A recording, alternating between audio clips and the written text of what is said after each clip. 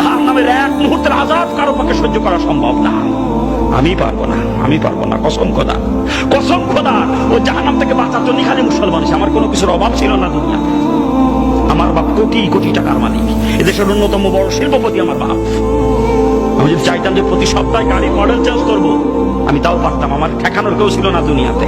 এত সম্পদের মালিক আমার বাপ, এত সম্পদ, কোনো কিছুর কমতি ছিল না। আমি ছাত্রলীগের জেলা সেক্রেটারি ছিলাম, ছাত্রলীগের মাগুরা গভর্নমেন্ট কলেজের বিপি ছিলাম, বর্তমান প্রধানমন্ত্রীর এক সময়কার ডান হাত ছিলাম বলতে গেলে। আমি বলি শেখর, মাগুরা শেখর, মাসাদ মুক্তারের ছেলে, প্রধানমন্ত্রীর এপিএস, শোনেন নাম শোনেন না? আমি যখন জেলা ছাত্রলীগের সেক্রেটারি, শেখর ছিল সাংগঠনিক সম্পাদক। আজকে শেখর ওই পর্যায়ে গেছে, তাহলে আমি কোন জায়গায় যেতাম? কোনো কিছুর অভাব ছিল না আমার বাজান দুনিয়াতে, কোনো কিছুর অভাব ছিল না।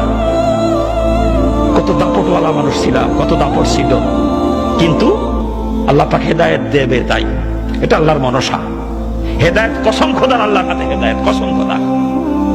যদি অন্য কারো হাতে হেদায়েত থাকতো, যত বড় বুজুর্গ হোক না কেন, আমার মতো বদমাইশের কাছে জীবনে হেদায়েতের বাণী নিয়ে যাইতো না কেউ।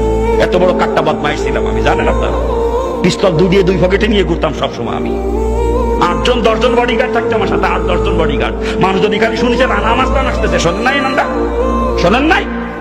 ডাকনাম ছিল রানা, মানুষ রানা মাস্তান পেয়ে চিনতো। যদি খালি শুনিতে রানা মাস্তান আসতেছে, কিরা কোন সরে দাঁড়াবে, রাস্তা সাইডে দিশে পাইতো না। এমনি রাস্তা পরিষ্কার হয়ে যেত, এমনি। এত বড় দাপট নিয়ে চলতাম, এত দাপট নিয়ে। যত বড় আলেম হোক, যত বড় পীর সাহেব হোক, আমার মতো বদমাইশের কাছে কেউ হেদায়েতের বাণী নিয়ে যাইতো না।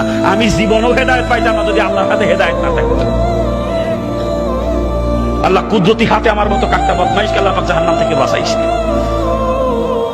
এটা আল্লাহ পাকের ইশারা। মানে আমি গল্পের বই কি মনে করে রসুলের জীবনী কিনে নিয়ে আসবো কি জন্য বলেন? রসুলের জীবনী পড়তে যাবো কোন দুঃখে আমি, হিন্দুর বাচ্চা হইয়া? কিন্তু গল্পের বই মনে করে কিনে নিয়ে আসছিলাম রসুলের জীবনী, গল্পের বই। আগে থেকে গল্পের বই পড়ার নেশা ছিল, গল্পের বই পড়ার। মনে করছিলাম ওটা গল্পের বই। বইটার নাম হলো যে ফুলের খুশবুতে সারা জাহান মাতোয়ারা। মনে করছিলাম আশ্চর্য কোনো ফুল নিয়ে হয়তো বইটা লেখা। কেমন সেই ফুল কোথায় পাওয়া যায় জানার জন্য কিনে নিয়ে আসছিলাম। কিনে আনি পড়ে দেখি আমিও সেই ফুলের জন্য পাগল হয়ে গেলাম। রসুলকে ফুলের সঙ্গে তুলনা করে, রসুলের আকলাককে ফুলের সুঘ্রাণের সঙ্গে তুলনা করে বইয়ের নাম দিয়েছে যেই ফুলের খুশবুতে সারা জাহান মাতোয়ারা।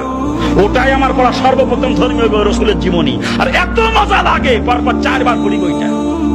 যত পড়ি পড়তেই মন চায়। এরপরে ইসলামের দিকে আকৃষ্ট হয়ে যায়।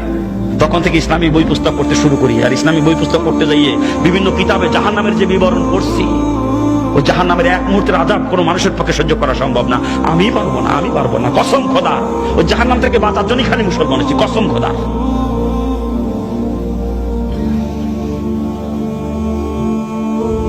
জাহান্নামের বিবরণ বিভিন্ন কিতাবে পড়তে পড়তে জাহান্নামের ভয় এত পরিমাণে অন্তরে জমা হয়েছিল, তখন জাহান্নাম থেকে বাঁচার জন্য পাগলের মতো হয়েছিলাম। কেমনে বাঁচবো আমি ওই জাহান্নাম থেকে? ও আমার পক্ষে সহ্য করা সম্ভব না, আমি কেমনে বাঁচবো? তখন কিসের মা, কিসের বাপ, কিসের আত্মীয় স্বজন, কিসের অর্থ সম্পদ, কিসের নেতৃত্ব কর্তৃত্ব, কোনো কিছু আমাকে ধরে রাখতে পারে নাই। সবকিছু লাথি মারে বের হয়ে চলে আসছে জাহান্নাম থেকে বাঁচার জন্য। শুধুমাত্র জাহান্নাম থেকে বাঁচার জন্য মুসলমান, কসম খোদা।